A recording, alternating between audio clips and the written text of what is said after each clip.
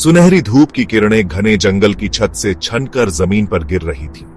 पक्षियों की चहचहाहट और पत्तों की सरसराहट वातावरण को रहस्यमयी बना रही थी। यह जंगल सदियों से अछूता था, जिसे लोग भूल भुलैया वन कहते थे। गांव के बुजुर्गों का कहना था कि जो भी इस जंगल में घुसता है वह कभी वापस नहीं आता। लेकिन इंसानी जिज्ञासा कभी नहीं थमती। चार दोस्त आरव, कबीर, नैना और ईशा एक एडवेंचर ट्रिप पर निकले थे। उन्होंने जंगल की सीमा पार करने का फैसला किया, बिना यह जाने कि यह सफर उनके जीवन का सबसे भयानक अनुभव बनने वाला था। क्या तुम्हें यकीन है कि हमें इस रास्ते पर जाना चाहिए? नैना ने घबराते हुए पूछा। अरे, डर क्यों रही हो? यह बस एक पुरानी कहानी है, कबीर ने मजाक उड़ाते हुए कहा। ईशा ने मैप निकाला। देखो, अगर हम इस रास्ते से जाएं तो हमें जल्दी निकलने का रास्ता मिल सकता है। आरव को एक पेड़ के तने पर अजीब सी आकृतियां दिखी। ऐसा लग रहा था जैसे किसी ने वहां कोई चेतावनी लिखी हो, लेकिन शब्द मिट चुके थे। मुझे यह जगह ठीक नहीं लग रही, उसने धीरे से कहा। लेकिन तब तक बहुत देर हो चुकी थी। जैसे ही उन्होंने जंगल में कदम रखा, हवा अचानक भारी हो गई। पक्षी चुप हो गए और पेड़ों की छाया डरावनी लगने लगी। कुछ दूर जाने के बाद उन्हें एक टूटा फूटा लकड़ी का पुल दिखा, जो दलदली नदी के ऊपर था। हमें इसे पार करना होगा, ईशा ने कहा।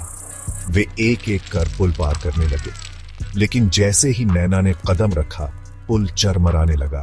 तभी अचानक एक अजीब सी फुसफुसाहट सुनाई दी, जैसे कोई छाया में छिपकर उन पर नजर रख रहा हो। किसी ने सुना? आरव ने घबराकर पूछा। हवा होगी, कबीर ने लापरवाही से कहा, लेकिन उसके चेहरे की हल्की हवाइयां उड़ चुकी थी। वे आगे बढ़े, पर जो हो रहा था वह सिर्फ एक शुरुआत थी। जैसे ही चारों दोस्तों ने पुल पार किया, जंगल और घना होता गया। अब सूरज की रोशनी भी मुश्किल से जमीन तक पहुंच रही थी। हर तरफ अजीब सी नमी थी और पेड़ों पर काले मुड़े तुड़े निशान दिख रहे थे, जैसे किसी ने उन्हें अपने नाखूनों से खुरचा हो। नैना ने अचानक कांपते हुए कहा, यहां कुछ गलत हो रहा है, हमें वापस चलना चाहिए। ईशा ने मैप की तरफ देखा, लेकिन यह तो गलत दिशा दिखा रहा है। हमने जिस रास्ते से आए थे वह अब गायब हो गया। चारों ने मुड़कर देखा। सच में वह पुल जिससे वे गुजरे थे अब वहां था ही नहीं। सिर्फ एक काला दलदली पानी बह रहा था, जैसे वहां कभी पुल था ही नहीं। कबीर हंसने की कोशिश करते हुए बोला, शायद हम भ्रम में हैं। यह जंगल हमें डरा रहा है, लेकिन सब कुछ नॉर्मल होगा। लेकिन तभी एक डरावनी आवाज गूंजी, तुम लोग बहुत दूर आ गए हो, अब वापस नहीं जा सकते। चारों ने झट से इधर उधर देखा। कोई नहीं था, बस पेड़ों के पीछे कुछ छायाएं हिलती दिखी। वह क्या था? आरव की आवाज कांप रही थी। शायद कोई जानवर, ईशा कहने लगी। लेकिन तभी जमीन से काले सूखे हाथ निकले और नैना का पैर पकड़ लिया। बचाओ! नैना चीखी।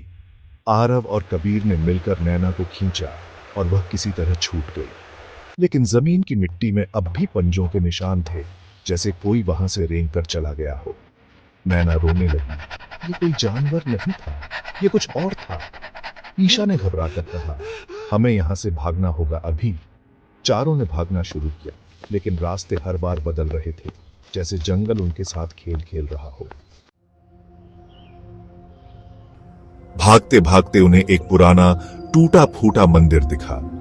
उसकी दीवारों पर अजीब चित्र बने थे, इंसानों जैसी शक्लों वाली छायाएं जो जंगल की ओर इशारा कर रही थीं। शायद यहां हमें कुछ उत्तर मिल सकते हैं, आरव ने कहा।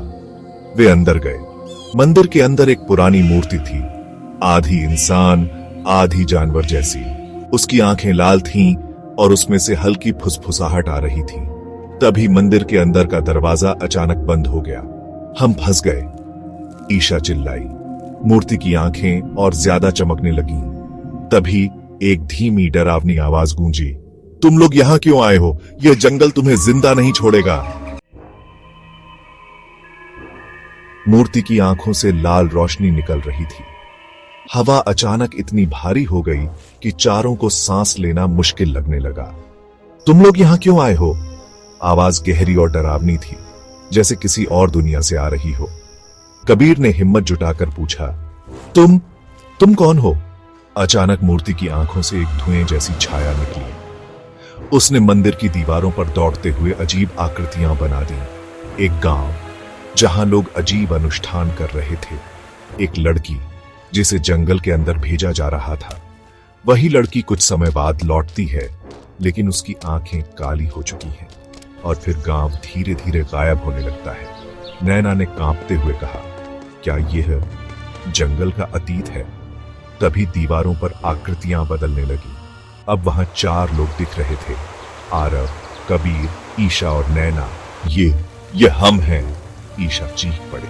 मूर्ति की आवाज फिर आई, तुम्हें इस जंगल ने चुना है, अब ये तुम्हें जाने नहीं देगा। चारों मंदिर से बाहर भागे। बाहर आते ही उन्हें महसूस हुआ कि रात हो चुकी थी, लेकिन उनकी घड़ियों में अभी भी शाम के 6 बजे थे। ये जंगल समय बदल सकता है, आरव ने चौंक कर कहा। कबीर ने इधर उधर देखा, हमें एक रास्ता खोजना होगा। तभी हवा में फिर वही फुसफुसाहट हुई और चारों के पैरों के नीचे जमीन कांपने लगी। चारों इधर उधर भागने लगे, लेकिन जंगल ने अब उन्हें पूरी तरह घेर लिया था। तभी ईशा ने एक पुरानी किताब देखी जो जमीन पर पड़ी थी। उसमें लिखा था, अगर तुमने गलती से यह जंगल पार कर लिया है तो बचने का सिर्फ एक ही तरीका है, असली रास्ता ढूंढो, वरना जंगल तुम्हें अपना हिस्सा बना देगा। लेकिन असली रास्ता कौन सा था? तभी दूर एक हल्की रोशनी दिखाई दी, जैसे कोई दीपक जल रहा हो। हमें उस तरफ जाना चाहिए, नैना ने कहा। लेकिन जैसे ही वे रोशनी की ओर बढ़े, जंगल ने उनके सामने 3 रास्ते खोल दिए। पहला रास्ता जहां हल्की धुंध थी, दूसरा रास्ता जहां से अजीब सी गुनगुनाहट सुनाई दे रही थी, तीसरा रास्ता जो बिल्कुल अंधेरा था। हमें कौन सा रास्ता चुनना चाहिए? कौन सा रास्ता सही होगा? क्या वे बच पाएंगे? चारों दोस्तों के सामने 3 रास्ते थे। पहला हल्की धुंध वाला रास्ता, दूसरा गुनगुनाहट वाला रास्ता और तीसरा अंधेरा रास्ता। हमें सोच समझकर चुनना होगा, आरव ने कहा। लेकिन जल्दी भी करनी होगी, यह जंगल हमें जिंदा निगल सकता है, ईशा ने घबराते हुए कहा। कबीर ने पहला कदम बढ़ाया, मुझे लगता है कि हल्की धुंध वाला रास्ता सबसे सुरक्षित होगा। वे चारों आगे बढ़े। जंगल और गहराता गया, धुंध घनी होने लगी। अचानक उन्हें अपने आसपास परछाइयां घूमती दिखीं।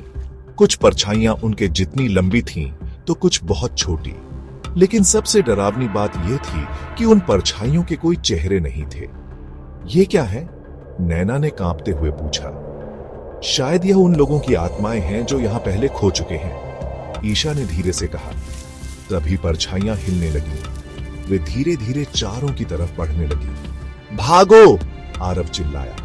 चारों जान बचाकर भागने लगे। तभी उन्हें सामने एक पुराना द्वार दिखा, जिस पर अजीब निशान बने थे। शायद यही हमारा रास्ता है, कबीर ने कहा। जैसे ही उन्होंने दरवाजा खोला, वे अचानक किसी और ही जगह पहुंच गए।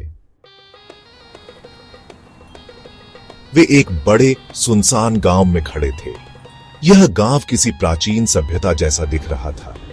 घर टूटे फूटे थे और हर जगह पुराने दिए रखे थे जो बिना तेल के जल रहे थे। ये कौन सी जगह है? नैना ने डरते हुए पूछा। तभी अचानक एक बूढ़ी औरत प्रकट हुई। उसकी आंखें सफेद थीं, जैसे वह देख नहीं सकती। तुम लोगों को यहां नहीं आना चाहिए था, उसने कहा। कृपया हमारी मदद करें, ईशा ने हाथ जोड़कर कहा। बूढ़ी औरत ने एक गहरी सांस ली और बोली, यह गांव कभी एक खुशहाल जगह थी, लेकिन यहां के लोगों ने जंगल की आत्माओं को क्रोधित कर दिया। एक रात पूरा गांव जंगल में समा गया और अब यह भूतों का गांव बन चुका है। लेकिन हम यहां क्यों आए हैं? कबीर ने पूछा। क्योंकि तुमने भूल भुलैया वन में कदम रखा है, बूढ़ी औरत ने धीरे से कहा। अब जंगल तुम्हें वापस नहीं जाने देगा जब तक तुम इसकी आखिरी पहेली हल नहीं करते।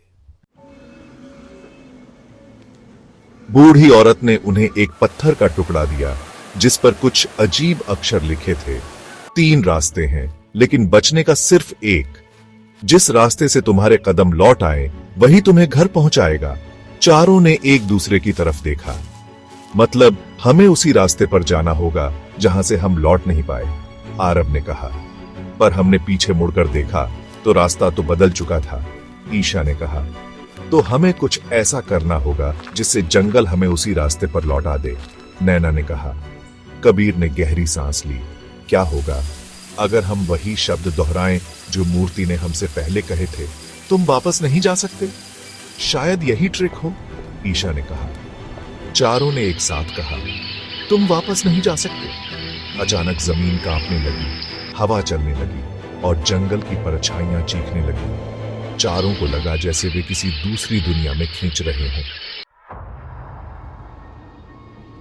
जब सब कुछ शांत हुआ, वे फिर से उसी टूटे फूटे पुल के पास थे जिससे वे पहली बार जंगल में आए थे। हम वापस आ गए, नैना खुशी से चिल्लाई। लेकिन तभी पीछे से एक फुसफुसाहट आई। लेकिन जंगल किसी को इतनी आसानी से नहीं छोड़ता। चारों ने पीछे मुड़कर देखा। वह बूढ़ी औरत खड़ी थी, लेकिन अब उसकी आंखें लाल हो चुकी थी। अब तुम जंगल का हिस्सा बन चुके हो। और फिर अचानक सब कुछ काले धुएं में बदल गया।